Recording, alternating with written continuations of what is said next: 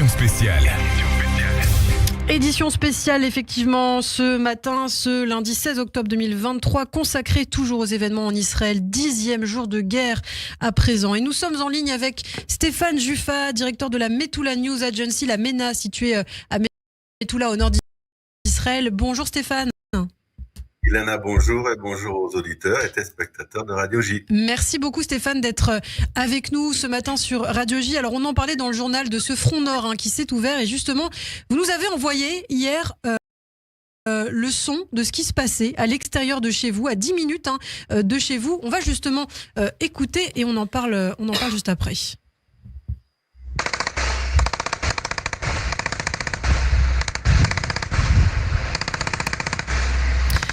Donc ça, c'était à 17h30 dans votre rue, heure israélienne, Stéphane, un échange de tirs d'armes automatiques. Qu'est-ce qui s'est passé exactement ? Oui, d'abord, je suis obligé de corriger une inexactitude. C'est pas 10 minutes, c'est à 40-50 mètres à peu près. Ah oui, 40. Chez nous. Très bien, donc c'est vraiment juste à côté. Et là, je vous ai envoyé juste un petit extrait. Ça a duré avec cette intensité pendant 25 minutes à peu près. Donc, ce qui s'est passé sur le coup, c'est une excellente question. Elle a l'air simple, mais c'est une excellente question. Pendant 25 minutes, on savait pas. On était planqué à la rédaction. On avait les téléphones. Enfin, c'est pas on avait. J'étais tout seul quand c'est arrivé. Donc j'ai mis le téléphone à la fenêtre pour enregistrer ces sons parce que ils étaient très forts en fait. Et on a mis à peu près 3 ou 4 heures pour comprendre ce qui s'était passé. En fait, ce qui s'est passé, c'est que au bout de notre rue, il y a la barrière de sécurité. La barrière de sécurité, Ilana, c'est un mur de 7 mètres de haut. Et au sommet des 7 mètres de haut, tous les X mètres, on va pas quand même aider le Hezbollah, en leur disant exactement l'espacement des caméras, mais il y a des caméras de surveillance automatique. Et le Hezbollah a décidé de tirer sur les caméras de surveillance automatique. Alors, quand on sait tirer avec un fusil, on tire une fois. Ça suffit, on vise la caméra. Mais c'est pas la dextérité avérée de nos voisins tumultueux du Sud. Donc, ce qu'ils ont fait, c'est qu'ils ont arrosé les caméras aux rafales de mitrailleuses. C'est ce qu'on entend sur l'enregistrement. Et puis, derrière le mur, c'est nous. Donc, les balles traversaient allègrement. Alors justement, comment vous avez vécu cette situation ? Est-ce que vous avez été confiné ? Est-ce que Tzahal vous a dit des recommandations, vous a lancé des recommandations ? Non, pas du tout. Pas du tout. Il y a les recommandations générales. Et puis, il faut voir que tout le front est actif. Il y a eu 7 attaques au missile anti-char sur le front dans la journée d'hier. C'est pas un jeu. Il y a eu des morts. Il y a des ouvriers à Shtoula qui ont été touchés. Il y a 2 blessés graves et 1 mort. On est dans une guerre de petite intensité. Mais j'aimerais finir sur l'incident parce qu'il a pas mal d'enseignements. Le Hezbollah, donc, aimerait détruire ces caméras. Je sais pas s'ils ont réussi parce qu'à coup de rafale, c'est très difficile de viser une cible. D'ailleurs, à Tzahal, on tire jamais en rafale, on tire toujours au coup par coup. Ils ont pu comme ça mesurer aussi notre degré de préparation, l'intensité de nos répliques, l'emplacement de nos sources de tir parallèlement au mur. C'est plein d'enseignements pour eux, cet incident, et c'est exactement ce qu'ils ont fait. On a l'impression qu'ils sont en train de voir s'ils peuvent refaire à leur manière le coup du premier jour de la guerre à Gaza.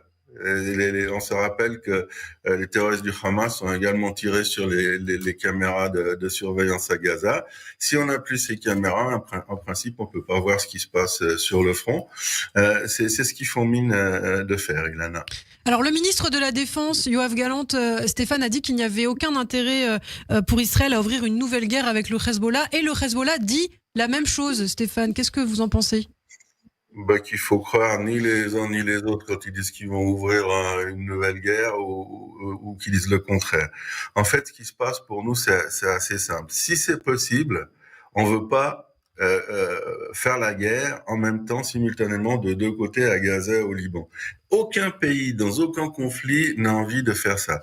Ça veut dire que Tel Aviv pourrait être la cible simultanée de 2 sources de tir au sud et au nord. Pour les habitants, c'est un véritable cauchemar. Maintenant, la clé, elle est dans les deux camps. C'est-à-dire que Nasrallah et les Iraniens peuvent tout à fait décider qu'aujourd'hui, demain, dans 2 jours, pendant que l'offensive au sol à Gaza aura lieu, ils déclenchent cette fameuse guerre totale. Et puis, il y a un point qui est très important sur lequel on revient assez souvent, c'est qu'une fois que la bataille de Gaza sera terminée, elle sera terminée. Si vous voulez, on parlera de l'affaiblissement du Hamas, il est notable. Eh bien là, on aura peut-être, ou même certainement, la possibilité d'examiner l'opportunité, à notre initiative, de nous débarrasser du Hezbollah au nord. Et cette discussion viendra, on le sait, le Hezbollah le sait, et le Hezbollah est en train d'évaluer si pour lui c'est pas mieux du point de vue stratégique et tactique de ne pas attendre ce moment qui va venir et d'ouvrir lui-même les hostilités. C'est là où on en est et on va donner une clé à nos auditeurs téléspectateurs et aux lecteurs de la MENA. Elle est très simple. Pour le moment, au nord, le conflit est localisé, je dirais, sur les 20-25 kilomètres de la frontière. Donc, ils tirent pour tuer. On riposte chaque fois à chaque attaque de Hezbollah. Et en plus, cette nuit, l'aviation israélienne a bombardé massivement le sud Liban. Mais ni le Hezbollah qui en a les moyens n'a tiré sur le centre d'Israël, ni Israël qui en a largement les moyens n'a tiré sur les installations du Hezbollah à Beyrouth et au nord. Quand vous entendrez aux nouvelles qu'Israël a frappé des positions à Beyrouth ou ailleurs qu'au-dessus de Liban, ou le contraire, ce que je viens de citer, eh bien, ça signifiera qu'on est entré dans la guerre totale avec le Hezbollah. La clé est très simple. Pour le moment, on s'entre-bombarde, mais c'est juste sur la zone frontière. Alors peut-être une dernière question, Stéphane, concernant cette offensive terrestre aussi dans le sud à Gaza qui se précise. Alors on entend maintenant depuis plusieurs jours que l'offensive est imminente, mais Tsahal continue à bombarder notamment le nord de Gaza. Qu'est-ce que vous pensez de cette situation? Est-ce que ça va arriver là dans les prochaines heures, cette offensive terrestre? Alors je sais pas si c'est dans les prochaines heures, mais dans les prochains jours, on n'a pas vraiment le temps. C'est-à-dire que même si on fait très attention d'épargner le plus possible les non-belligérants, les civils, et on le fait. C'est-à-dire que les chiffres qui arrivent dans l'expression des anti-israéliens de tout poil, ils sont totalement faux. D'après nos observations, c'est à peu près 5% le nombre des victimes collatérales. On fait très très attention. Mais en même temps que ça, plus on détruit les infrastructures du Hamas à Gaza, moins ce sera difficile pour nous lors de l'opération terrestre. On prépare l'opération terrestre. À mon avis, heureusement c'est pas seulement mon avis, c'est une question de jours maintenant, jusqu'à ce qu'on la déclenche, quand on aura préparé la situation. Puis il y a un autre élément, c'est que jusqu'à maintenant, il y a 700 000 civils de Gaza qui ont suivi l'invitation de Tsahal et qui sont passés du nord, de la région de la ville de Gaza, au sud. Et le flux continue. Tous les confrères, toutes les agences de presse disent la même chose.